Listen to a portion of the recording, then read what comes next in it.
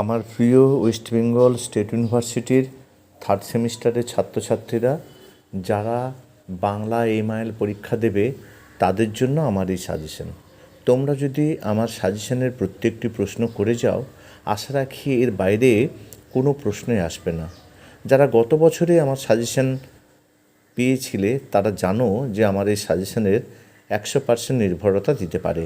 আর সেই কারণে আমি প্রতিটা থাম্বনেলে লিখে দিই যে এই প্রশ্নেই পরীক্ষা হবে, কারণ হুবহু আমার প্রশ্নেই পরীক্ষা হয়। আর একটা কথা, তোমরা যারা এখনও পর্যন্ত আমার চ্যানেলকে সাবস্ক্রাইব করোনি, অবশ্যই তোমরা চ্যানেলটিকে সাবস্ক্রাইব করে রাখো, কারণ তোমরা যত বেশি সাবস্ক্রাইব করবে, যত বেশি বন্ধুদের মধ্যে শেয়ার করবে, আমি কিন্তু তত বেশি আনন্দিত হব। দেখো তোমরা ভিডিওটা, তোমরা জানো যে বাংলায় তোমাদের 10 নম্বরে 4টে করতে হয়। এখানে ওই গ্রুপ বলে কোনো কিছু নেই। একের কয়ের সঙ্গে অথবা খ, তারপরে গয়ের সঙ্গে অথবা ঘ, আর বাকি তোমাদের 5 নম্বরে 2টো করতে হয়। প্রথমে যেটা আছে একের মধ্যে কয়, বাংলা গদ্য সাহিত্যের বিকাশে ফটিলাম কলেজের অবদান আলোচনা করো। অথবা বাংলা গদ্যের যথার্থ শিল্পী কাকে বলা হয়, কেন? বা পণ্ডিত ঈশ্বরচন্দ্র বিদ্যাসাগরকে বাংলা গদ্যের জনক বলা যায় কি? যুক্তিসহ আলোচনা করো। বাংলা সাময়িক পত্রের ইতিহাসে বঙ্গদর্শন পত্রিকার অবদান আলোচনা করো। বাংলা গদ্যচর্চার বিকাশে শ্রীরামপুর মিশনের মিশনারিদের ভূমিকা সম্পর্কে আলোচনা করো। এখান থেকে একটা লিখতে হবে। দেখো আমি স্টার চিহ্ন দিয়ে দিচ্ছি, যেগুলো স্টার দিয়েছে খুব ভালো করে করবে। এবার হচ্ছে 2-এর দাগে দেখো, হুতুম প্যাঁচার নকশাগ্রন্থের লেখক কালীপ্রসন্ন সিংহ দুর্গোৎসবের যে বর্ণনা দিয়েছেন তার নিজের ভাষায় লেখো। হচ্ছে হুতুম প্যাঁচার নকশায় 2টি প্রধান চরিত্র আলোচনা করো।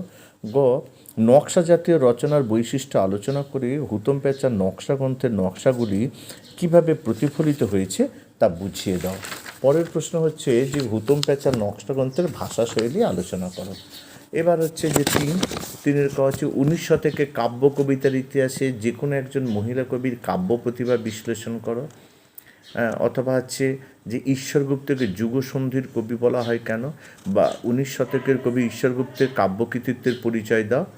হচ্ছে 19 শতকের কাব্য কবিতার ধারায় কবি হেমচন্দ্র বন্দ্যোপাধ্যায়ের কৃতিত্ব আলোচনা করো।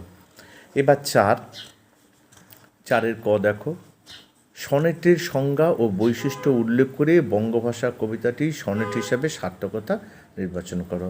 অথবা চতুর্দশপদী কবিতাতে রূপসী কবিতাতে আমরা বলো বাংলা ভাষা ও বাংলা সাহিত্যের প্রতি কবির যে ঐকান্তিক ভালোবাসা প্রকাশ পেয়েছে বঙ্গভাষা সনেট অবলম্বনে তা আলোচনা করো। বা মধুসূদন ইয়েতে পরের প্রশ্নটা দেখবে যে মধুসূদন দত্তের ঈশ্বরচন্দ্র বিদ্যাসাগর সনেট অবলম্বনে ঈশ্বরচন্দ্র বিদ্যাসাগরের প্রতি কবির যে শ্রদ্ধা প্রকাশ পেয়েছে তা নিজের ভাষায় লেখো। এবার পৌরাণিক কাহিনী বর্ণনার মাধ্যমে শ্রীমন্তের টোপর সনেট হিসেবে কতখানি সার্থক তা আলোচনা করো। এবার 5 নম্বরের প্রশ্নগুলি দেখো, শ্রীরামপুর মিশন টিকা, এগুলি সারদা মঙ্গল কাব্য, কমলাকান্তের দপ্তর। হচ্ছে কলকাতার চড়ক পার্বণ, বাংলা কাব্য সাহিত্যে মানকুমারী বসুর অবদান। হচ্ছে কমলে কামিনী আমি, হেরিনু স্বপনে কালীদহে।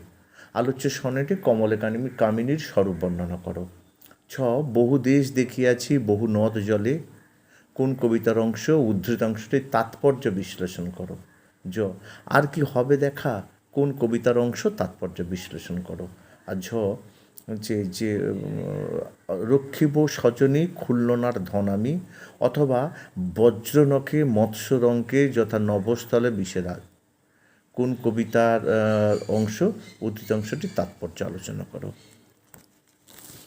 আজ এই পর্যন্ত, আবার দেখা হবে পরবর্তী কোনো ভিডিও নিয়ে।